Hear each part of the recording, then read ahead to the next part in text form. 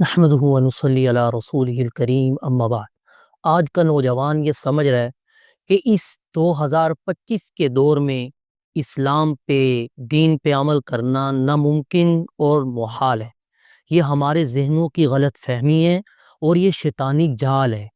دیکھیں، حضور صلی اللہ علیہ وسلم قیامت کی صبح تک آنے والے ہر انسان کے لیے نبی بن کر آئے، اور یہ دین قیامت کی صبح تک آنے والے ہر انسان کے لیے ہے۔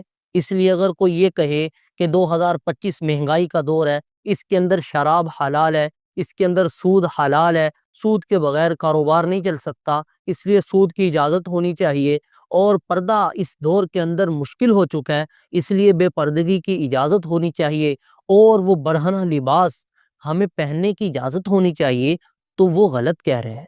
یہ سیکولر قسم کے لوگ اسلام کو برباد کرنے کے اوپر تلے ہوئے ہیں۔ دیکھیں، جنت کی نعمتیں آسان نہیں ہیں، ان کے لیے ہمیں کوشش کرنی پڑے گی۔ اللہ رب العزت نے دین کو ہماری فطرت کے مطابق بنایا، ہماری طبیعت کے موافق ہے۔ کیا اللہ کو معلوم نہیں تھا کہ 2025 آئے گا اور اس میں مہنگائی 2024 سے بھی زیادہ ہوگی، اس میں تنگ دستی 2024 سے بھی زیادہ ہوگی؟ اللہ کو معلوم نہیں تھا کیا؟ اللہ کو معلوم ہے، اور اللہ کو سب معلوم ہے۔ قیامت تک کیا ہوگا، قیامت کے بعد کیا ہوگا، اللہ کو علم ہے۔ لیکن اللہ نے کہیں یہ نہیں فرمایا کہ 2025 کے اندر تم حرام کھا لینا، رشوت لے لینا، سود کھا لینا، لوگوں کے حقوق کھا جانا، جھوٹ کو عام کر دینا، جھوٹ کے ساتھ کاروبار کر لینا۔ کہیں اللہ نے نہیں فرمایا۔ کیوں؟ کہ اللہ کو پتہ ہے کہ یہ چیزیں کرو گے تو آپ کا ہی نقصان ہے۔ دین ہماری طبیعتوں کے موافق ہے۔ اللہ ہم سے یہ چاہتے ہیں کہ میرے بندے کامیاب ہوں، جنت حاصل کریں، دنیا کی پریشانیاں عارضی، دنیا کی تکلیفیں عارضی، دنیا کی تنگ دستیاں عارضی، دنیا کی محتاجیاں عارضی۔ اللہ تعالی نے اصل نعمتیں، اصل تندرستی، اصل صحت، اصل جوانی اور اصل حسن اور اصل طاقت وہ اللہ نے آخرت کے اندر رکھی ہے۔ اس لیے حضور نے فرمایا کہ یہ دنیا مومن کے لیے قید خانے کی مانند ہے اور کافری کے لیے جنت ہے۔ یہ قید خانے میں انسان نہ خود کھا سکتا ہے، نہ پی سکتا ہے، اپنی مرضی سے سو نہیں سکتا۔ جب جیل والا کہے گا کہ سو جاؤ تو سونا پڑتا ہے، جب کہے اٹھ جاؤ تو اٹھنا پڑتا ہے، جب کہے کھاؤ تو کھانا پڑتا ہے، جب کہے نہ کھاؤ بس کر دو تو بس کرنی پڑتی ہے۔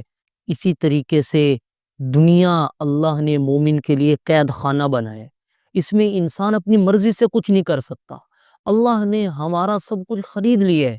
ہمیں اللہ نے وہ زندگی کے اوپر عمل کرنے کا حکم دیا جو ہمارے فائدے کے لیے۔ کتنی خوبصورت ذات ہے اللہ کی، کتنی محبت کرنے والی ذات ہے اللہ کی، کہ ہمیں خریدا، ہماری چیزوں کو خریدا، کس کے بدلے میں؟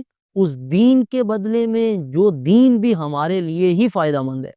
جو دین سے ہٹے گا، جو دین سے دور ہوگا، حضور کی سنتوں کو چھوڑے گا، اس کا دنیا اور آخرت کا نقصان ہے۔ دنیا میں بھی پریشان ہوگا، آخرت میں بھی پریشان ہوگا۔ اس لیے ہمیں اس دین پہ آنا ہے، حضور کی وہ سنت اختیار کرنی ہے۔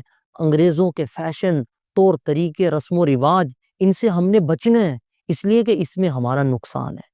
ہماری ماں بہن، ہمارے بھائی بہن اور ہمارے اعزاء احباب اور رشتہ دار، ان کو ہم یہ بات سکھائیں، بتائیں اور ان کو سمجھائیں کہ ہماری کامیابی دین میں ہے۔